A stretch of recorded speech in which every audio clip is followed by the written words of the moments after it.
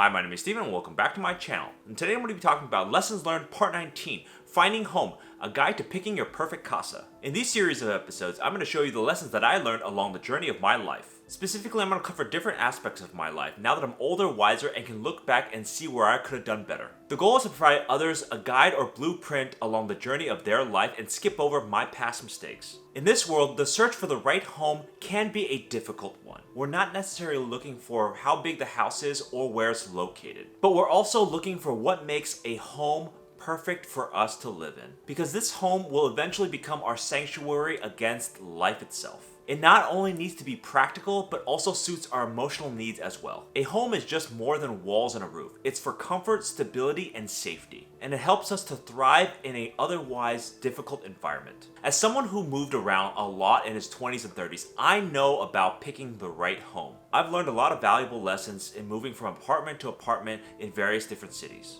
And over time, I developed a keen eye to picking the right place that I will feel comfortable at, taking an ordinary dwelling into a genuine home for me. These aspects might not be apparent at first, but once you realize it's there, you can't unsee it. But with each one of my moves, I honed in my ability to find the perfect home, at least for me. So let's go through some of the key elements of what makes a home for you. So in today's video, I'm going to talk about my background, my lessons learned, and my general thoughts. And before we start, be sure to like, subscribe, comment, share with your friends, hit that notification bell if you like this content.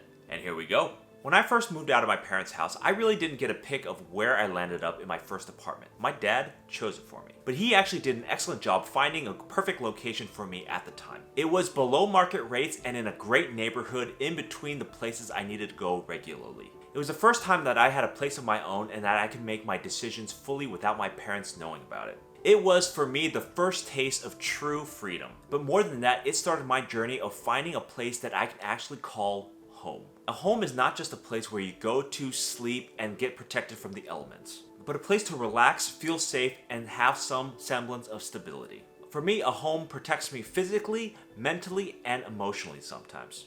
And when I go home, I try to forget about all the stress and anxiety of that particular day. So home to me is very important to protect my sanity against life itself. My first home had a lot of the elements that I'm currently looking for in a place to live. And as I started to move around a lot, I started to fulfill my niche and understanding of what I wanted from a place. It didn't necessarily matter of where the apartment was located, but as long as I felt comfortable being there. Somewhere that gave me peace and tranquility while I'm resting at home. So when picking your place, keep in mind that you're going to spend a lot of time at this new location. And there are some key things that you can look out for even before you sign the lease and spend your first night there. So let's see what I learned about picking my place to feel comfortable at. So here are my lessons learned. Number 1, finding your spot. When you're trying to find a house, find that one spot in your new place that you can get really comfortable in. This is the spot that can give you the most peace when you're actually at home. It can be a balcony, the kitchen, or even the bathroom. This is the spot that you can retreat to and relax when life gets too stressful. It is a designated zone or a safe room for you and only you. And it's important because of its status as a protective environment for you mentally, emotionally, and physically. My favorite spots in my old apartments were usually places where I can see a lot of nature. These are places that I can just stare off into the sunset, relaxing mindlessly. And these are places that I retreat when the world gets a little too tough for me to handle. This spot for me was more psychological than physical location-wise. And whenever I get into my spot in this house, I would feel just at ease. So when you're looking for your new house, look for a spot where you can find the most connection with in times of need. See where you can feel at ease in your new home. If you can't find it, then you might want to look at a new place. Sometimes it just might be a quiet or dark spot in your new house. So when you're trying to pick a new place, identify a spot where you can just feel comfortable at. Number 2, what you can change. In order to make your home truly yours, think of areas in which you can change once you move in. Because imprinting your own personality in your home is a great way to feel connected to it. Of course, changes can be dependent on the rules based on where you're living. Whether that's a condo or an apartment, stick to the rules of where you're living at. But making additions to your place can be as simple as adding lighting, plants, or paintings on the wall. Things that can make you feel more comfortable and safer while you're at home, and ideally help you ease into when you're relaxing at the end of the day. Earlier in my days, I didn't want to make any changes in my apartment because I was afraid of taking it out of my initial deposit when my lease was up. But I finally realized 6 years ago that I was actually depriving myself of feeling more comfortable in my home. I never really changed anything or modified my personality to fit my apartment, so I always felt a little isolated and not quite comfortable. I felt very transitory moving from apartment to apartment, and I never quite felt anywhere was home for me. When it started to fit my personality more, I became more comfortable while living in it. Looking for different places, ask to see what you can change and what you can make into your personality. And if the owner is willing to accept it, then go ahead and make it to your heart's content the way you want it to be. Don't discount the fact that making your own space you is very important to your psychological well-being. So go see what you can change about your surroundings when you're trying to find a new place to live. Number 3, natural elements. When picking your perfect home, it is essential to keep nature in mind. Where is it located and is it surrounded by natural elements in your environment? Nature has a profound impact on our well-being from day to day, so it's essential to try to keep yourself close to it. And integrating nature into our living space can have a drastic improvement on our quality of life. Key things to look at are sunlight, the views, and greenery, and the general climate of that area. Can you open a window and not feel too cold or too hot? When I moved around a lot, the places that I ultimately ended up hating did not have a lot of green spaces around me. And as a consequence of that, I tried to get out into nature every chance that I got, and I didn't fully rest or relax at home. The power of being in nature is a big driver for me now when I'm trying to find a new place to live. It ultimately impacts whether or not I'll feel truly comfortable in my new surroundings. So when you're picking your casa, try to find a place where you're surrounded by nature if possible. Even if you live in a city or urban jungle, try to find areas where you're close to a park. We humans aren't meant to be in places that are filled with concrete and steel all the time. And being in that environment over time can wear us down mentally. So pick your home as close to nature as you can possibly get. Number 4, comfort. So comfort in a home extends beyond the physical nature of comfort like a sofa or a bed. The living space that you're at should make you feel emotionally and physically good. It's like feeling a warm embrace after a long day and entering your front door. The sense of ease knowing that you're going to leave life's stress and anxieties at the front door of your house. And ultimately a place to cater to your ultimate desires and needs. Your perfect home should have a sense of safety, security, and emotional well-being. So one of the ways that I feel really comfortable in my home is having a gentle breeze roll through my place. The feeling of that breeze makes me feel at ease in my house. And also what makes me feel more comforted are the people surrounding me in my apartment complex. Some of them can be warm and inviting, and I feel at ease when I come home. Another way you can feel comforted is to have pets at home as well. And another way to look at it is to have your home surrounded by hobbies and personal passions of yours. So when you're selecting that new space and trying to find your comfort, find things that make you feel at ease. It can be people, hobbies, or even a gentle breeze.